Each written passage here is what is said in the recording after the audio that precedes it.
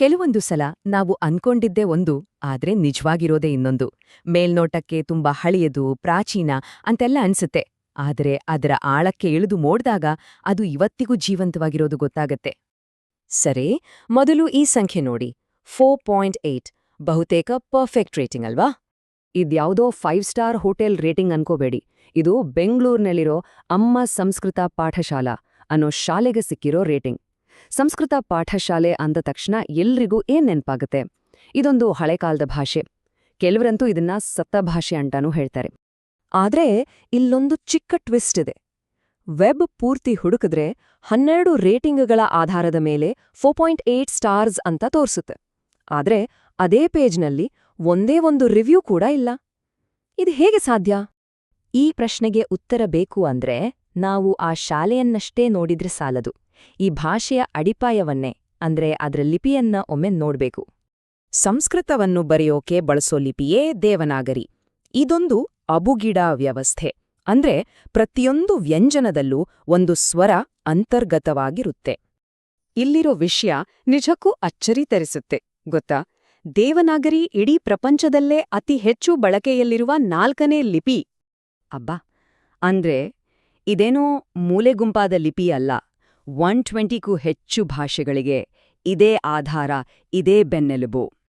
ಈ ಸಿಸ್ಟಮ್ ಹೇಗೆ ಕೆಲಸ ಮಾಡುತ್ತೆ ಅಂತ ನೋಡೋಣ. ತುಂಬಾನೇ ಸರಳ. ಪ್ರತಿಯೊಂದು ಮೂಲ ವ್ಯಂಜನದಲ್ಲೂ ಅ ಅನ್ನೋ ಸ್ವರ ಸೇರ್ಕೊಂಡಿರುತ್ತೆ. ಉದಾಹರಣೆಗೆ ಕ, ಪ, ಸ. ಈಗ ನೋಡಿ, ಅದೇ ಮೂಲಾಕ್ಷರಕ್ಕೆ ಬೇರೆ ಸ್ವರ ಚಿಹ್ನೆಗಳನ್ನು ಸೇರಿಸಿದಾಗ ಅದು ಎಷ್ಟು ಕ್ರಮಬದ್ಧವಾಗಿ ಬದಲಾಗುತ್ತೆ ಅಂತ. ಕ ಇಂದ ಕ, ಕಿ, ಕೀ, ಕು, ಕು, ಹೀಗೆ.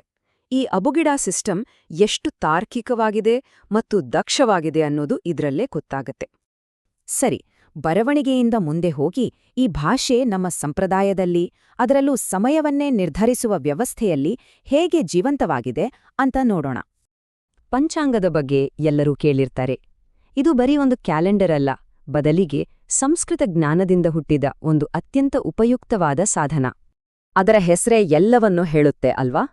ಪಂಚಾಂಗ ಅಂದ್ರೆ 5 ಅಂಗಗಳು. ಹಾಗಾದ್ರೆ ಆ 5 ಅಂಗಗಳು ಯಾವುವು? ಇವೇ ಆ 5 ಅಂಗಗಳು: ತಿಥಿ, ನಕ್ಷತ್ರ, ಯೋಗ, ಕರಣ ಮತ್ತು ವಾರ. ಇವತ್ತಿಗೂ ಶುಭ ಮುಹೂರ್ತಗಳನ್ನು ಇಡೋಕೆ, ಜ್ಯೋತಿಷ್ಯಕ್ಕೆ ಅಂತ ಇಡೀ ದೇಶದಲ್ಲಿ ಇದನ್ನೇ ಬಳಸೋದು. ಇಷ್ಟೆಲ್ಲ ಪ್ರಾಚೀನ ವಿಷಯಗಳಿಂದ ನೇರವಾಗಿ ಇವತ್ತಿನ ದಿನಕ್ಕೆ ಬರೋಣ. ಈ ಹಳೇ ಜ್ಞಾನ ಇವತ್ತಿನ ಕಲಿಕೆಗೆ ಹೇಗೆ ಹೊಂದಿಕೊಳ್ತಾ ಇದೆ ಅಂತ ನೋಡೋಣ. ಈ ಸಂಖ್ಯೆ ನೋಡಿ, 4460. ಇದೇನು ಗೊತ್ತಾ?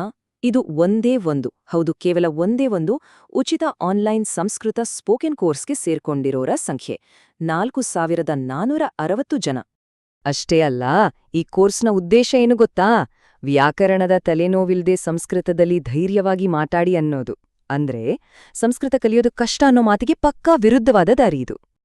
ಇನ್ನೊಂದು ಇಂಟ್ರೆಸ್ಟಿಂಗ್ ವಿಷಯ ಅಂದ್ರೆ, ಈ ಕೋರ್ಸ್ ಕಲಿಸ್ತಿರೋದು ಯಾರೋ ಹಳೇ ಕಾಲದ ಪಂಡಿತರಲ್ಲ, ಬದಲಿಗೆ ಐಐಎಂ ಬೆಂಗಳೂರಿನಂತಹ ಪ್ರತಿಷ್ಠಿತ ಸಂಸ್ಥೆಯ ಆಪರೇಷನ್ಸ್ ಮ್ಯಾನೇಜ್ಮೆಂಟ್ ಪ್ರೊಫೆಸರ್.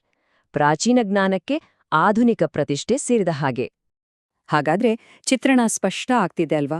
ಒಂದ್ ಕಡೆ ದೇವನಾಗರಿ ಪಂಚಾಂಗದಂತಹ ಪ್ರಾಚೀನ ಬೇರುಗಳು, ಇನ್ನೊಂದ್ ಕಡೆ ಅದೇ ಬೇರುಗಳಿಂದ ಆನ್ಲೈನ್ ಸೆಷನ್, ಡಿಜಿಟಲ್ ಗುರುವಿನಂತಹ ಆಧುನಿಕ ಕೊಂಬೆಗಳು ಚಿಗುರುತ್ತಿವೆ. ಹಾಗಾದ್ರೆ ನಾವು ಶುರು ಮಾಡಿದ ಆ ಪಾಠಶಾಲೆಯ ರಹಸ್ಯಕ್ಕೆ ವಾಪಸ್ ಬರೋಣ. ಇಷ್ಟೆಲ್ಲ ನೋಡಿದ್ಮೇಲೆ ಸಂಸ್ಕೃತವನ್ನ ಒಂದು ಹೊಸ ದೃಷ್ಟಿಯಿಂದ ನೋಡೋ ಪ್ರಯತ್ನ ಮಾಡೋಣ.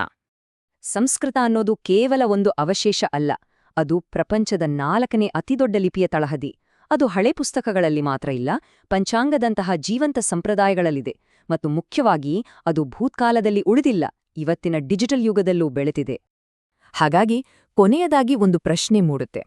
ಒಂದು ಪ್ರಾಚೀನ ಭಾಷೆಯೇ ತನ್ನನ್ನು ತಾನು ಹೀಗೆ ಮತ್ತೆ ಮತ್ತೆ ರೂಪಿಸಿಕೊಳ್ಳಬಹುದಾದ್ರೆ, ಹಾಗಾದ್ರೆ ಆಧುನಿಕ ಅನ್ನೋದರ ನಿಜವಾದ ಅರ್ಥವಾದರೂ ಏನು?